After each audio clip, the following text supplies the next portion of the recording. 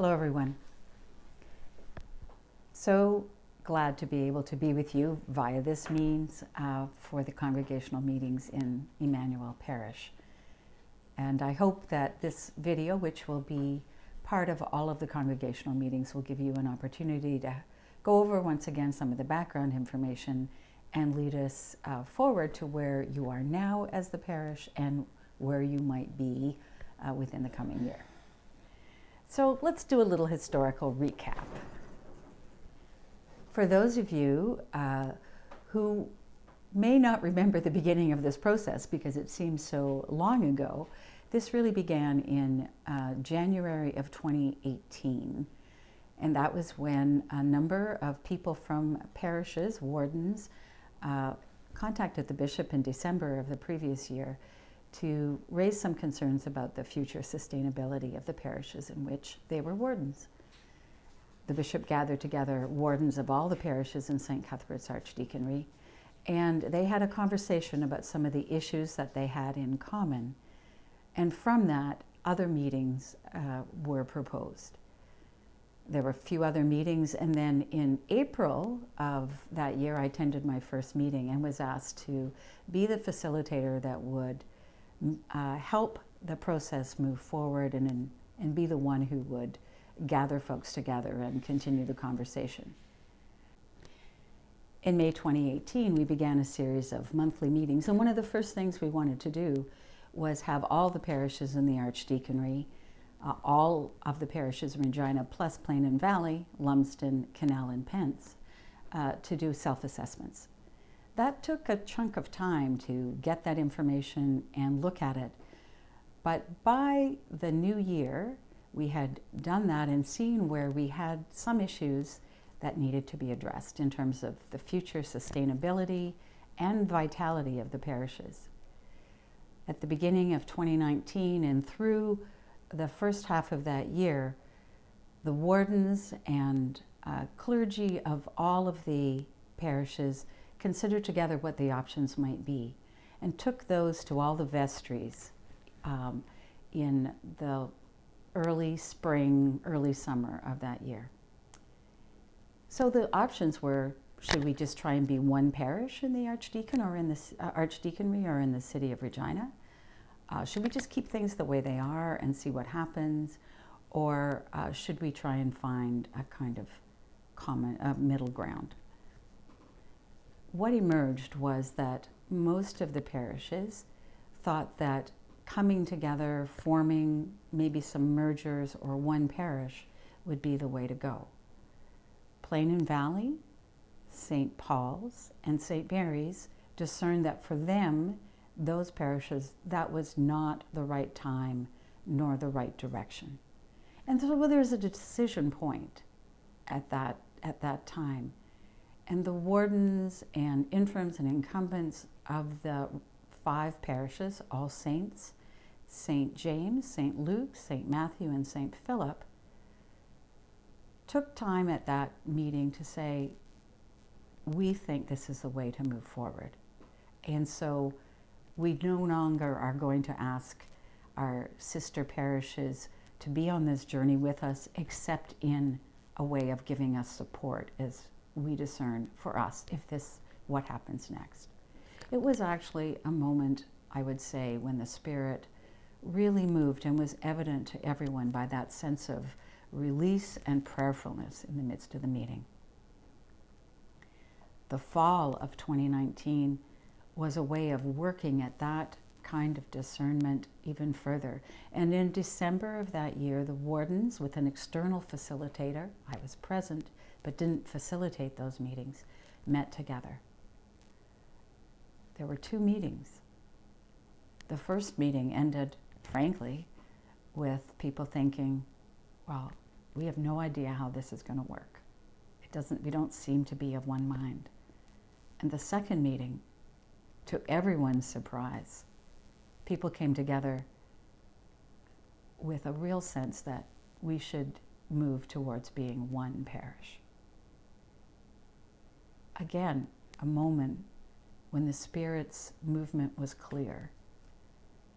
And I think probably we all left that meeting with both a great sense of rejoicing, some anguish at what the implications of that decision was, and an awareness that God had caught us by surprise and changed our hearts and minds in ways we hadn't anticipated.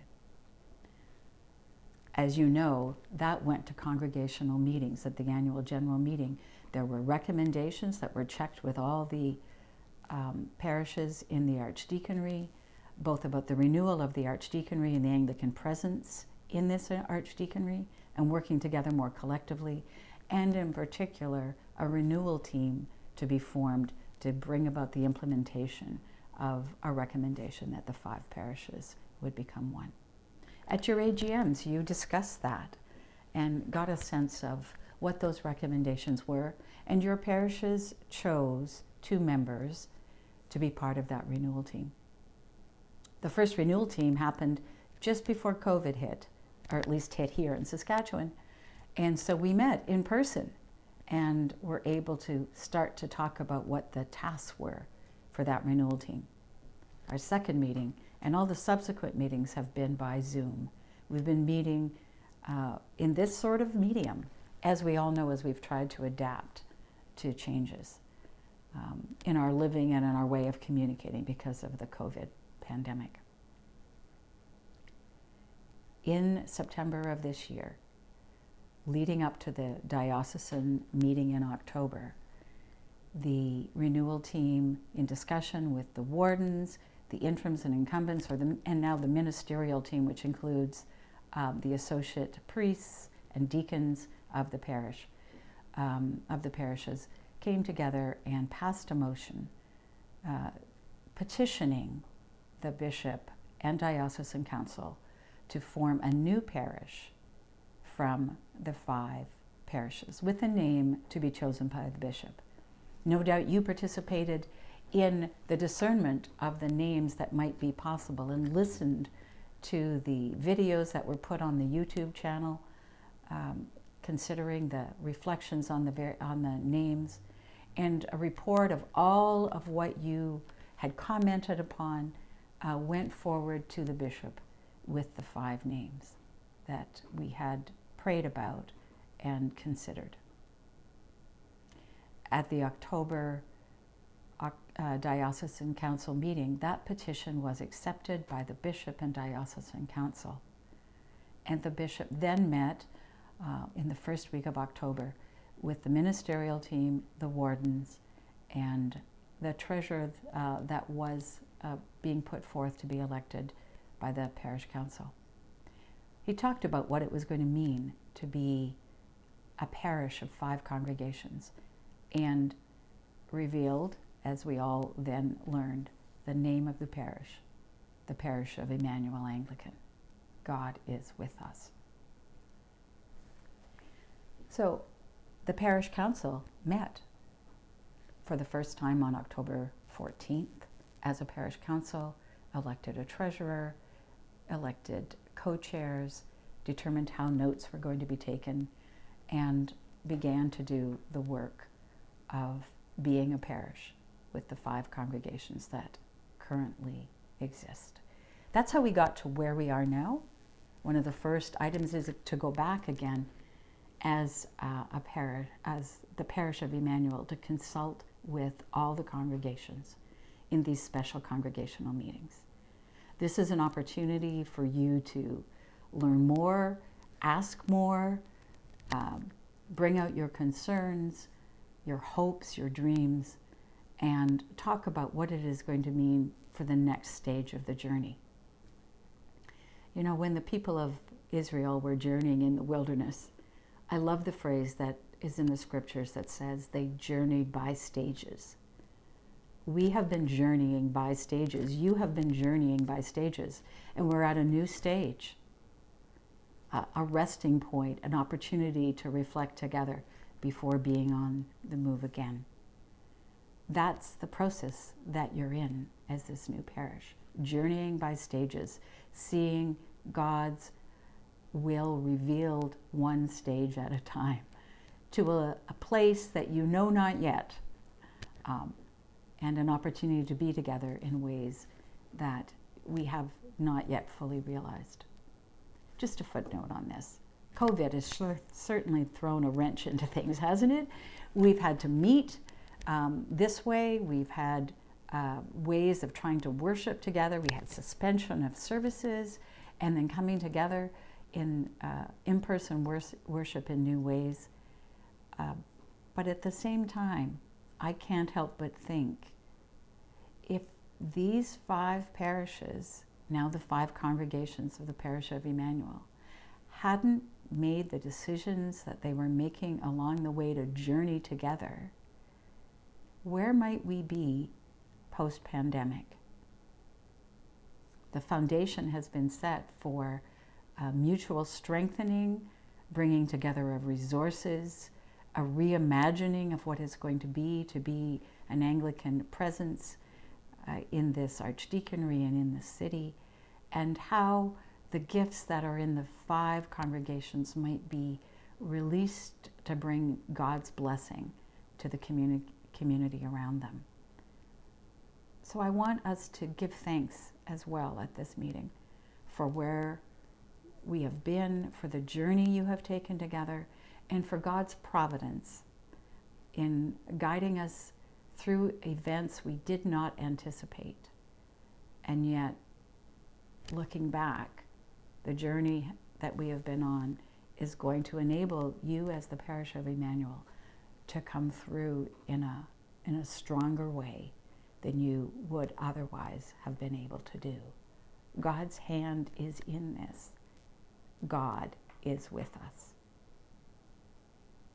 Now I'm going to take just a moment to talk about a few things that might be some of the nitty-gritty of what happens next.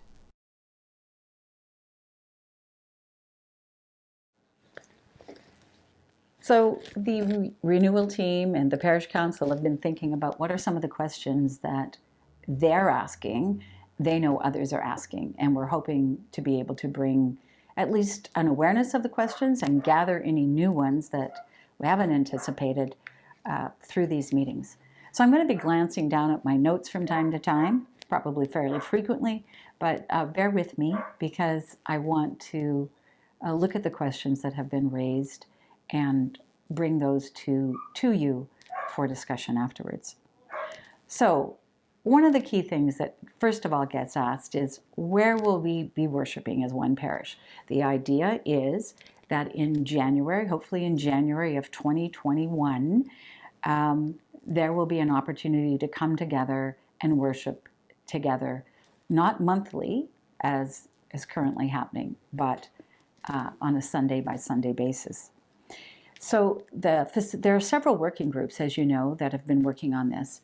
And the facilities working group will make a recommendation, hopefully, to Parish Council by the end of November, making a recommendation for a temporary location for worship services beginning in January. Then you might ask, well, when is the decision going to be made on the location for the new parish? There's a lot of options being considered, and again, the facilities working group is working very hard on that, and they will be bringing recommendations to the parish council, they hope, in January. If the location or locations that they bring forward, if modifications are needed to them to suit the needs of Immanuel, a project plan will be developed then by the parish council. Now, there's a lot of complexity in the work of the facilities group, as you might well imagine. And so those dates might need to be shifted. Sometimes, as we know, even during COVID, things take a little longer than we anticipate. So bear that in mind. But the plan is to bring the 5 congregations together for worship in January. And again, barring complications, that is still the plan. I ask at this point for your prayers for the facilities working group. You might well imagine what it would be like to be on that group and know how important the decisions, recommendations they're making are for the new parish. Please pray for them as you pray for the new parish. Pray for them that the discernment and the work that they're doing will bear fruit in a way that gives life to the parish and enables people to come together. So here's a couple of other questions. Will we be able to have Sunday school? Well, right now, as you know, there's a pandemic going on. And so we're not having Sunday school in the same way right now. And we're not anticipating that while the COVID restrictions are on. So what is being done is the Children and Youth Working Group is planning family engagement activities on a month-to-month basis, and they're offering family activities online and activities for families in the pews if a family with children comes to in-person worship. All of that will get adapted as the conditions change. But families are being really considered in the midst of this, and a number of options are being made available. As I said, one of the questions is, when will we start worshiping together? Well, Immanuel is worshiping together now once a month for an in-person service, and that will happen in November and December. And then there's an anticipation to be worshiping together in January 2021, based on that recommendation from the Facilities Working Group on a temporary location for worship services. Again, given the complexity of COVID, there may be more than one existing building considered, so that there might be two different kinds of services, or two different services in a day at two different places, and that will minimize the hustle and bustle of cleaning between services as well. What kinds of services are being planned? There's an anticipation of planning 2 services for each Sunday. One will be a familiar service from the Book of Alternative Services, and while the other will be a little different, an Anglican service, but with a more participatory experience for all ages. So all age worship experience. That might mean, as I just said, more than one location in order to accommodate that while COVID restrictions are on. So who are the clergy going to be? Who's going to be the priest in the new parish? Well, there's some familiar faces and some new ones. The ministerial team, and by this I mean the interims and incumbents, and the associate clergy and deacons, priests and deacons. They're going to be kept together until June of 2022, so that you will have a relationship with all clergy and get to know some new people as well. So the team are working together, and they'll each have areas of oversight that they will advocate and bring forward and encourage as ways of encouraging the parish to live deeper into what it means to follow Christ and to live out our Christian faith and values. This information is going to be clearly communicated to you so that you have an idea, for example, who to call about a social justice initiative idea that you have, or who to be in touch with around pastoral care, or if you want to talk to someone different, if you're keen to, see how we can be hospitable. So as a new initiative under social justice, all of that will be made a little clearer to you than it might be at this moment, as the ministerial team is working with the bishop to finalize these areas of ministry over the next year. So who's on this team, you might be wondering? Well, there's Father Michael Bruce, May Boa, who is the lay incumbent, has been the lay incumbent and is of the St. Matthew's congregation, Reverend Alex Campbell, newly ordained deacon and a member of the St. Philip congregation previously, Winna Martin, Reverend Winna Martin, who has been doing some tri-parish work and is currently filling in at All Saints on a more close to full-time basis. Susan Page, Reverend Canon Susan Page of St. Luke's, a deacon, and the Reverend Nancy Yee, who has been the interim priest for the St. James and St. Philip congregation. Where's Reverend Jofi, you might ask? Reverend Jofi is on maternity leave and will be on maternity leave until October of 2021. Another question, will the online services continue? Yeah, we've learned during COVID that not all of you want to come back to in-person worship. Some of you who had not been able to easily access in-person worship have really benefited and enjoyed the online worship services. So there's every intention of continuing with that.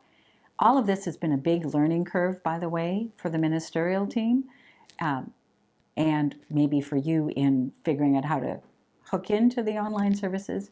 And so there are resources being put together to enable this to happen, but that is the intention, that they will continue. Has there been any thought about deferring the January 2021 planned start date of worshiping together because of COVID? Yep, that's been talked about. The bishop raised that, and the renewal team and parish council have talked about that. The preference is to continue to work towards that goal, to see what can be done to bring the 5 congregations together for worship. And so everything that is currently being done is proceeding with that approach in mind. The bishop has said that there might, it might be possible, it might need to be adjusted, but that's not going to happen all that often. So the reason is, let's go for January. If we have to make an adjustment, that will be communicated to everyone, but it's not going to be an adjustment and then another one and another one. That is not the plan. Now that we have a name for a new parish, what does it mean for the status of the existing 5 churches? Do we keep our names? So I was visiting Plain and Valley recently, and I said to them, they are no longer the only multi-point in the Archdeaconry. The existing churches do keep their names, but they have become congregations within Immanuel Parish. The Immanuel Anglican Church becomes one parish with 5 congregations: All Saints, St. James, St. Luke, St. Matthew, and St. Philip. For those of you who've never been part of a multi-point parish before, you might want to talk to some of your friends in Plain and Valley. Again, that's All Saints Lumsden, St. Nicholas Canal, and All Saints Pence, about how that works. But there's a parish council, and then vestries for the current year of the individual congregations that manage the life of the congregations. When will the last service in our building be? Well, that's not really known at this point, but based on the goal of worshiping together in January 2021, it's anticipated that regular services for the 5 congregations, the last regular services for the 5 congregations, would be in December or early January. There's a way of having a service and then saying that we're going to stop now and become part of the new one worshiping body, perhaps in 2 locations. So how do we say goodbye to our building, our parish? We all know this is going to be a difficult process. We have memories that are based on sitting where we sit, seeing who we see, the feel of the building, the smells of the building. So it's going to, we have embodied our belief in these places of worship. So we know it's not going to be the easiest thing, but as we move forward as the new parish, there will be special services to celebrate the life and ministry of our previous parishes. The details will be worked out with the ministerial team and at the congregational level. It's not a one-size-fits-all. It's to make sure that the care and respect is shown in each unique place of worship. But those plans will be done with at the congregational level and with the ministerial team. Another question. What's going to happen to our building? All 5 church properties have been assessed as buildings in terms of what they're worth, all the wonderful gifts and liabilities of each building. And that was done with an external assessor. And then the facilities working group has also been working on assessing them for suitability to become the new location for the congregation of Immanuel Parish, or as a site for a satellite operation. As I've said, they'll report to the parish council on the suitability of each site. And some properties may be recommended for listing with a real estate agent that has become the real estate agent for the parish for sale. Who's paying the cost of the 5 church buildings until they're sold? So treasurers from each of the parishes were asked to submit the costs that they thought would move forward for each of the congregations, what we are calling the legacy costs of the legacy congregations, to the Immanuel Finance Working Group. And they've been included in a 2021 draft Immanuel Parish budget. What will happen to the mission and outreach program? That's really important to us. The Growth, Vision, and Mission Working Group has been reviewing all the current missional activities that have been carried out by the 5 congregations, seeing where there is some unique and where there's some similarities. And we know that we want to continue the fine work that's been done, but at the same time, as our parish self-assessment said back in 2018, we can't do everything. And so those kinds of decisions will need to be made. At the same time, mission and outreach needs need to be aligned with the vision and missional goals of the Immanuel Anglican Church, and to draw the church community together, more effectively utilize resources, and even more importantly, have a greater impact on addressing the needs of the wider community. So a kind of sharpening of the focus and discernment process is still underway. You will all have the opportunity to participate in that. We need to determine where God is calling the parish of Immanuel and listen to God for direction and guidance. And if our past experience over the last few years has been told us anything, it's that God will give us that direction and guidance when we come together. Another question: what's happening with the partnership of at St. Philip with the Lutherans and the United Congregations? The Living Spirit Center and the renewal team formed a subgroup to have continued dialogue about this. And the subgroup was tasked with determining what the Living Spirit partners considered their preferred option to be for the Anglicans of the 5 congregations as it relates to the Living Spirit Center location. The subgroup has completed their dialogue and submitted their report to the renewal team. And the next steps in that will be a conversation between the Living Spirit Center representatives and the Immanuel Parish Council. That has, depending when your congregational meetings are, that really hasn't happened yet. So that's kind of in process. Right now, all the subgroups or the working groups have also been asked to consider that and give their reflections so the parish council can have a fulsome discussion. What about satellite venues? Satellite venues can be an important presence in our community, but the number and location of them is yet to be determined and needs to, as required by our short-term and long-term goals. Most importantly, the selection should be guided by what we're doing in them, which will be our mission-purposed activities. I'm sure almost everyone has thought, well, maybe our particular building could be a satellite location. It isn't how beloved the building might be, but what can be done there and how it aligns with the mission, the vision, the mission, and the goals of the parish. So where might they be? Well, the satellite location should be near to those whom we wish to serve. So the mission purpose of a facility and the community it wants to reach will determine the location. New locations, as well as existing properties, will be considered.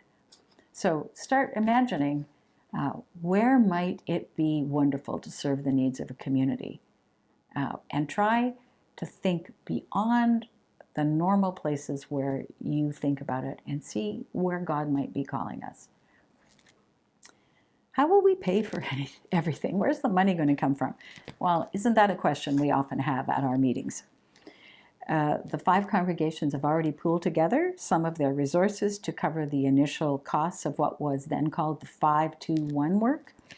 And going forward, the money will come from a further pooling of resources from the 5 congregations And there will also be funds available from the sale of any church properties that will results from our rebirth of coming together. And if anyone wishes to make a charitable donation to the new Immanuel Parish, checks can be made out to your current congregations with funds for Immanuel Parish written on the message or memo line. We're getting down to the last few questions now. When the buildings are sold, what's going to happen with the money? All proceeds from the sale of buildings or land, net of all the sale and diocesan related costs, will go into a temporary building trust managed by the diocese. And then payments for any expenses related to capital projects in the new parish or for other expenditures deemed necessary by the parish council or vestry, the Immanuel Parish Council, when the congregations come together as one, will become the Immanuel Parish Vestry. At the recommendations of them, they can be withdrawn from the trust with the approval of the bishop. Question: why is everything taking so long? I'm sure the people of Israel asked that question a lot as they took what seemed like forever to get from Egypt to the Promised Land. Merging of 5 parishes is a lot of work, and it's a major challenge in terms of change management. How we change our thoughts, our ways of being, thinking about possibilities. It takes time to work through all the activities and build the new relationships needed for a successful transition to the new community. And then throw in COVID, and that's impacted almost every planning and decision element of the work. So the ever-changing environment for COVID and the collaboration required to do the work has had a significant impact on getting the work done. Not being able to meet in person, while not insurmountable, has created challenges in moving the work along as quickly as planned. And at the same time, it's created opportunities for the 5 congregations to work together in different and creative ways. I just want to say here that you may or may not know how much time people from the different congregations have been putting into this process. There are 40 to 50 people who are on different working groups, the renewal team, the parish council, and they have given an incredible amount of time and thought and prayer to this. And while it seems like it's taking a long time, I also ask that you honor those who have been giving an incredible amount of time and uphold them in prayer, and remember to thank them for the hard work that is sometimes just slogging through the process that needs to happen. So how has COVID affected the 5-to-1 work? Well, the work of the end goal to come together as one parish has shifted to coming together as one parish in a COVID environment. And that means there's lots of variables. It's impacted the work of every working group and committee. And last question. You may have been looking at some of the online services recently and asked yourself, why are all the joint services at St. Luke's? So here's the reason. The church on Argyle Street, if we start thinking about geographical locations, the church on Argyle Street, also St. Luke's congregation, was chosen for joint worship as the building is the most flexible site to seat the higher number of worshipers. You can stretch out the congregation of people worshiping in person, given all the protocols we have to be following in COVID.